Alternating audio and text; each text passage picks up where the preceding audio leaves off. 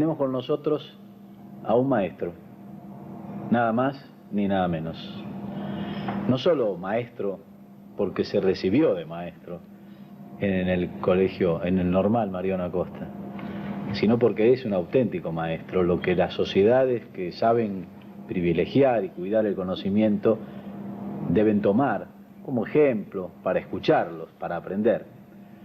Don Manuel Sadowski, vicedecano desde 1958 hasta 1966 de la Facultad de Ciencias Exactas, secretario de Ciencia y Tecnología durante todo el gobierno del presidente Alfonsín, para citar solamente dos aspectos de su nutrida vida que lo exhiben como un hombre preocupado por la ciencia, preocupado por enseñar y también comprometido con lo que la ciencia y la técnica significan para una sociedad. Y si me permitís, Nacho, yo quisiera leer muy brevemente algunos datos que hemos recibido, que muchos lo conocen desde ya, pero para sintetizar.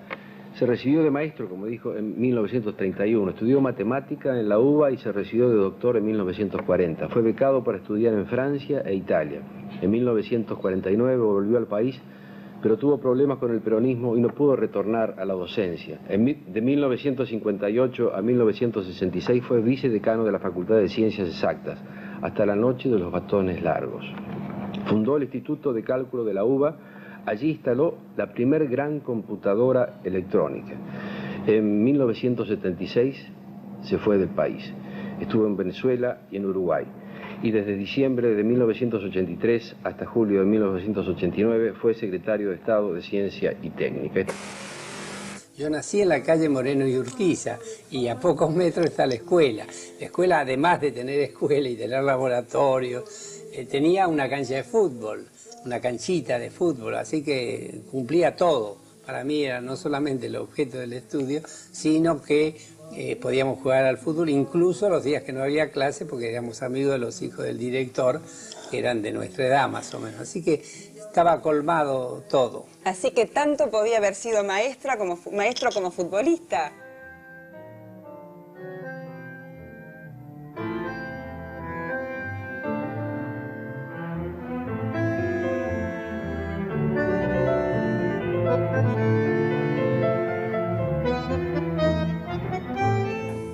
No sé, no, porque no me daba el cuero, como me di cuenta muy rápidamente. Yo creo que una de las cosas buenas es poder saber para qué cosa tiene, digamos, aptitudes y tratar de desarrollarlas al máximo. Y que una elección equivocada puede ser muy grave. No, eso ya me di cuenta, pero mucho más adelante. Algunos de mis compañeros de escuela después sí continuaron en el fútbol y eligieron esa opción. Pero quiero decir que no dudaba, yo tenía verdadera vocación para enseñar. Por ejemplo, cuando terminé terminé los cursos de la escuela normal, unas vacaciones en Entre Ríos, en un pueblito, Pedernal, cerca de Concordia, junté a todos los chicos y le hice un cursito de verano, digamos, yendo por los caminos de allí. Me di cuenta la pobreza del vocabulario, que es una de las cosas más importantes que puede adquirir un chico en la escuela primaria.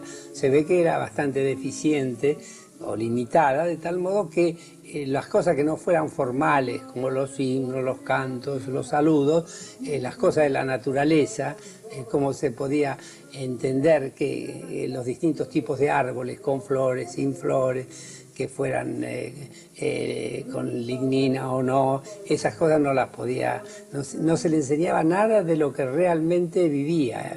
Había un divorcio que continúa y habrá que reaccionar para unir la escuela con la vida.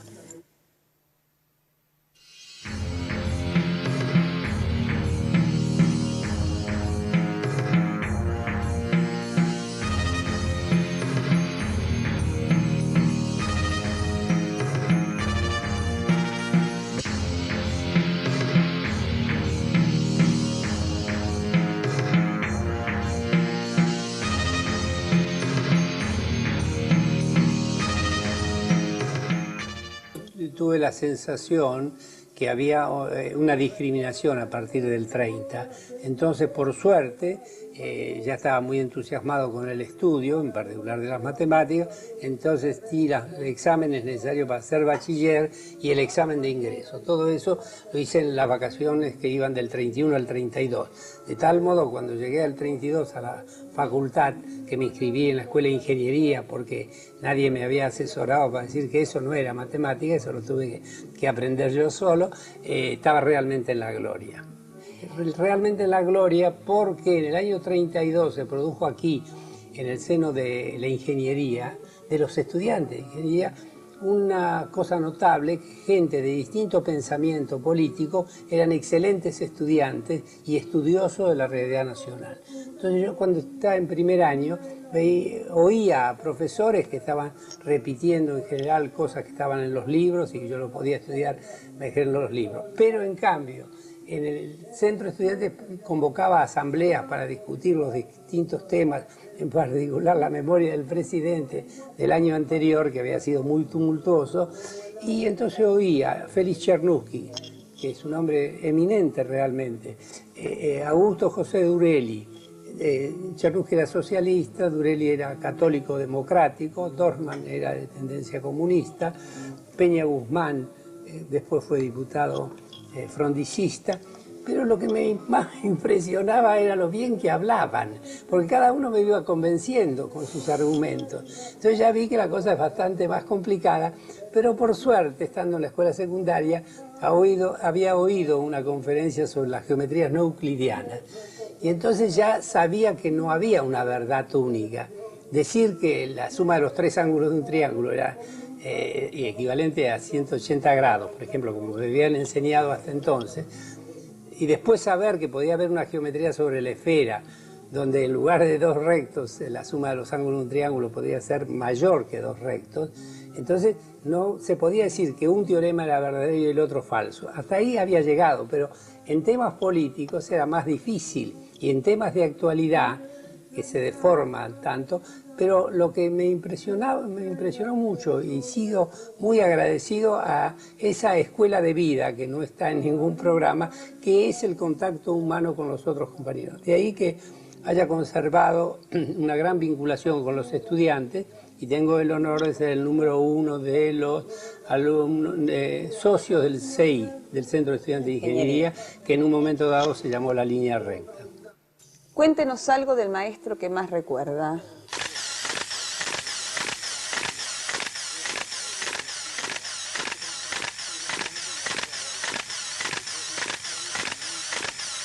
Fesquet, Alberto J. Fesquet, que fue mi maestro de sexto grado, aun cuando se compartía, eran dos maestros, uno de ciencias, digamos, y otro sería de humanidades en general. Entonces, cuando encontré con Fesquet hubo una cosa muy interesante, porque me despertó un interés extraordinario por la enseñanza activa que él practicaba. Entonces, tanto que creí en ese momento que iba a estudiar ciencias naturales. Entonces pasó ahí una cosa que me marcó para toda la vida, y es que cada uno llevaba lo que podía, mojarritas, como le decía, y otros uno encontró un aparato que tenía un molusco, que tenía una concha, y tenía otro animal extraño. Entonces el profesor dijo, bueno, este es ¿cómo se le llama? El que vive a expensas del otro. Un parásito. No parásito. Me parece que le dio otro nombre. La cuestión que se quedó con duda de si era así. Y fue y consultó con el profesor de él. El profesor de él era el profesor Lailly, un sabio francés venido aquí contratado especialmente. Y el profesor entonces vino al grado. Y eso me hizo una gran impresión, porque era un hombre con barba, parecía una estampa de Pasteur, una cosa así, y que estaba muy interesado en lo que estábamos haciendo, y dijo, esto no es un parásito, porque este animal no vive a expensas del otro. Esto es un comensal.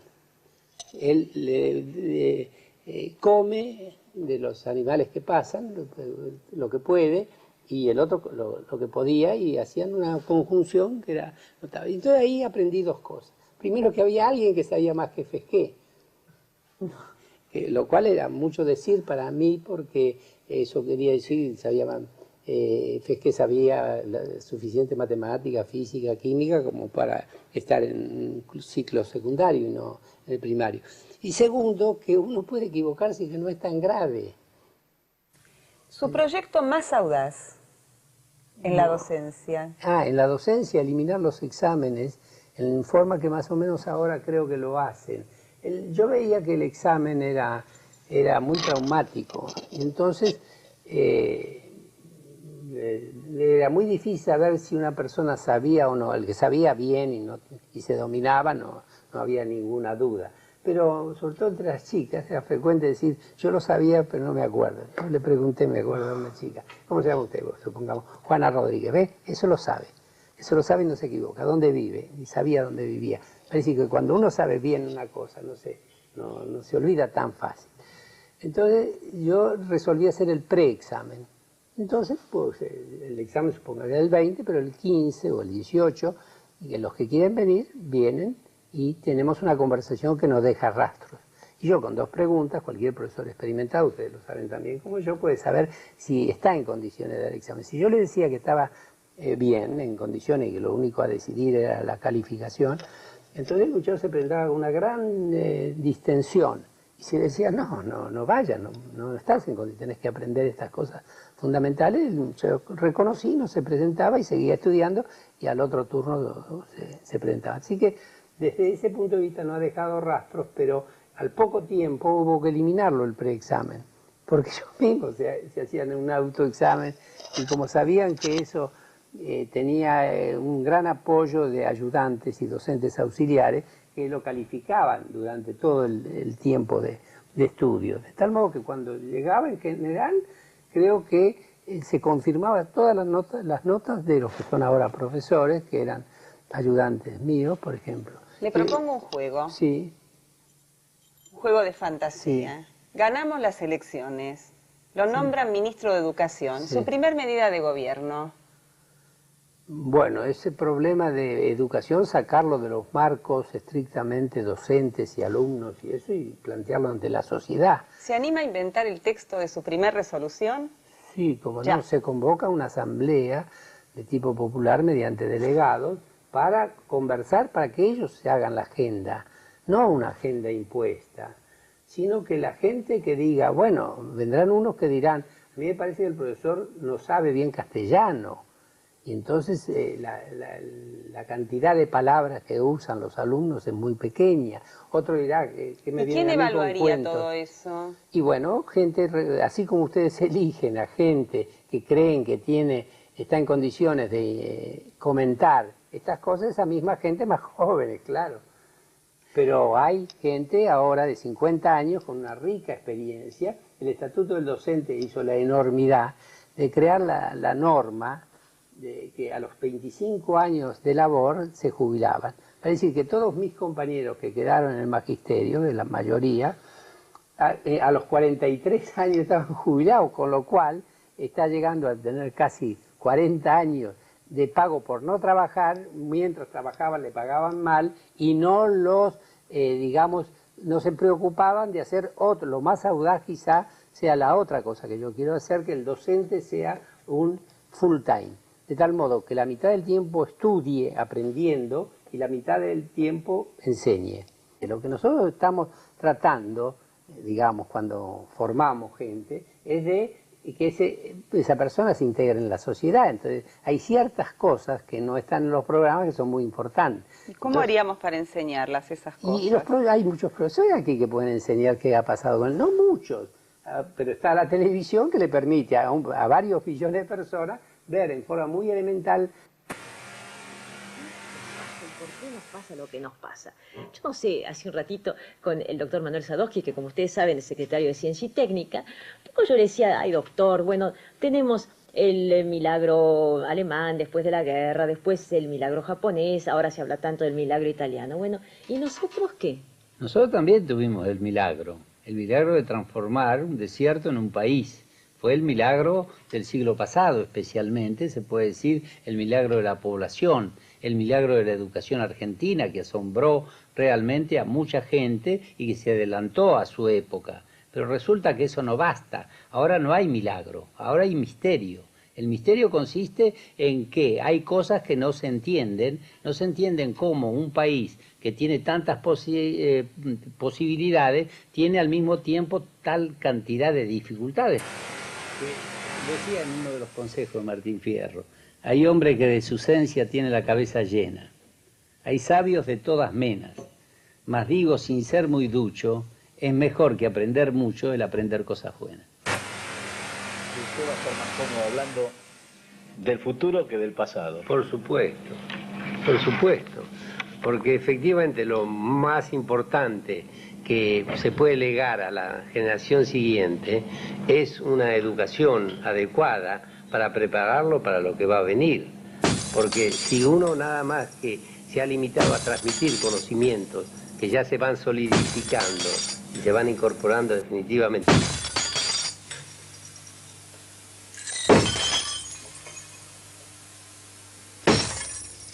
Y también me acordaba de la noche de los bastones largos, que ustedes estaban con Rolando en Perú, en Ciencias Exactas, y yo estaba en Pabellones, en Figueroa Alcorta, que a todos nos pegaron, pero claro, me acuerdo que fue muy notorio, se habló muchísimo, pegaron al doctor Sadowski y a Rolando García, ¿viste? Estábamos, no lo podíamos creer, era una cosa impresionante. Y supongo que después nos habremos reunido en esas reuniones que hubo a posteriori, que motivaron las renuncias en masa de Exactas y de Arquitectura, ¿no?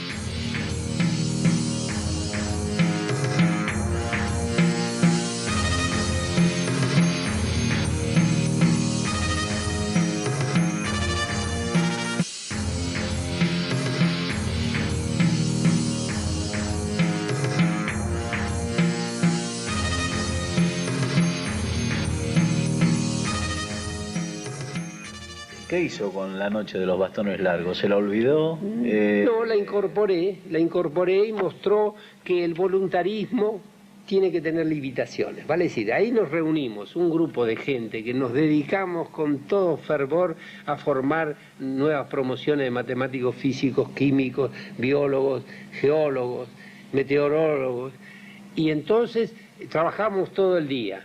Y con muchas dificultades, y contra viento y marea, hicimos la ciudad universitaria, tuvimos el apoyo del presidente Ilía para muchas cosas, pero también muy limitado él, porque él tenía que pedir al ministro de Hacienda. Y, bueno, pero lo que vimos es esto, que se destruyó, ¿no?, en una noche por el sectarismo de unos cuantos militares que creían que estaba refugiado el demonio, a tal punto que hicieron verdaderas escenas con un sacerdote que fue a tratar de sacar el demonio de la facultad de Núñez, ¿no?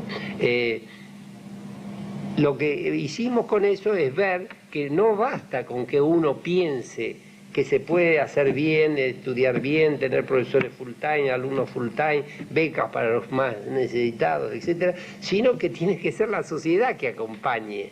Y que, como vimos que al día siguiente de la noche de los bastones largos, prácticamente ningún diario publicó nada, y que todo eso se salvó gracias a que había entre los que estaban en la noche de los bastones largos el profesor Ambrose, un gran matemático norteamericano que, como en todo ese periodo nosotros hemos traído los mejores matemáticos franceses, ingleses y norteamericanos. Entonces el profesor Ambrose, cuando vio lo que le pasó a él, porque yo le dije que se fuera, que iba a haber lío, y me dijo, no, quiero ver qué es lo que pasa, porque él veía todo normal, estábamos en una sesión del Consejo Directivo, y qué es lo que pasó. Él contó en una carta que redactó para el cónsul, y el cónsul se la dio al corresponsal del New York Times. Esa carta salió en el New York Times y por eso se conoce la noche de los bastones largos. Si hubiera sido por los diarios acá, no se hubiera conocido. Ya lo tenemos que presentar a don Manuel, porque nadie del público que va a estar viendo este video lo conoce. ¿Cómo lo presentaría? ¿Cómo lo describiría? Bueno, fundamentalmente diría, aquí está este alumno de la vida, que sigue aprendiendo de la vida, y que nos va a enseñar al mismo tiempo porque es alumno y un gran maestro. Yo diría que al frente de la Secretaría realizó una tarea ímproba porque vivíamos en una precariedad económica tremenda y él, sin embargo, no solamente hacía lo posible para llevar adelante lo que podía ser lo normal o lo regular, sino que encontraba la forma de convencer a científicos argentinos que estaban en distintas partes del mundo. Resulta que el presidente le va a plantear a usted el tema de la restricción del presupuesto público. ¿Cómo hacemos para implementar esta convocatoria, la participación de los docentes? Bueno, no es tan difícil, porque primero el orden de magnitud comparado con un instrumento de guerra es prácticamente menor.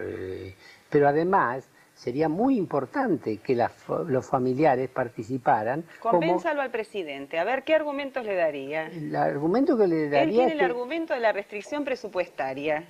Sí, peléese con él. Bueno, no, que autorice a que dentro de la escuela se forme una especie de cooperadora, como teníamos nosotros, y que cada uno, si el baño no está bien, uno sabe de baño y el otro sabe de calefacción y el otro sabe pintar, una cantidad de cosas que son necesarias, resulta que se pueden resolver directamente entre la escuela y el barrio y la comunidad. El argumento más fuerte que usted utilizaría para el presidente, con participación resolvemos los problemas económicos. Claro.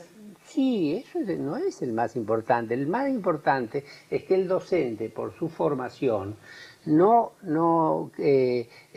tiene una cierta resistencia a no dar por concluido el ciclo de aprendizaje. Y lo que hay que empezar por convencer al docente es que tiene que aprender toda la vida como tenemos que aprender todos. Volvamos marcha atrás. Sí. Póngase en situación de dar su primer clase. Sí. ¿Qué haría hoy? Bueno, la primera clase que dio en aquel momento, démosla de nuevo. Bueno, iríamos a mostrar un planiferio, ¿no es cierto?, del año 1900 y otro del año casi 2000, ¿no? Un planiferio actual. ¿Quiénes eran las potencias? Y vamos a ver que países que eran potencias pasan a ser de segunda categoría y países que no existían prácticamente, ni nadie mencionaban, pasan a ser una gran potencia. Entonces, se ha producido un cambio. Uno fue a viajar y otros no viajaron. Pero yo lo que les quiero decir, por ejemplo, lo que significó para el Uruguay el apoyo de Sadowski, el apoyo a Veledo. Es gente que nunca nos dijo que no. Cuando nosotros le pedimos ayuda, siempre obtuvimos una respuesta positiva. Desde venir ellos personalmente a reunirse. Recuerdo que en un determinado periodo en el que quisimos cumplir la etapa del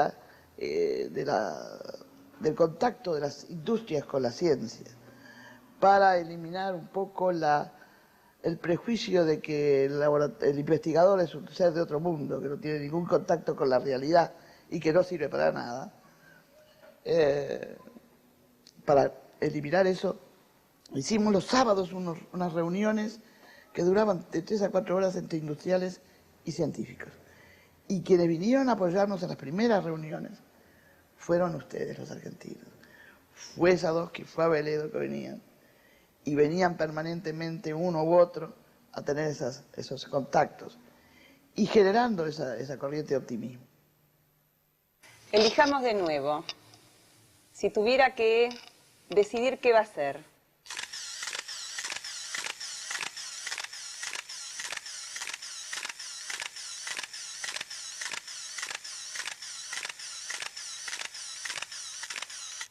Sin ninguna duda docencia, porque es mi vocación.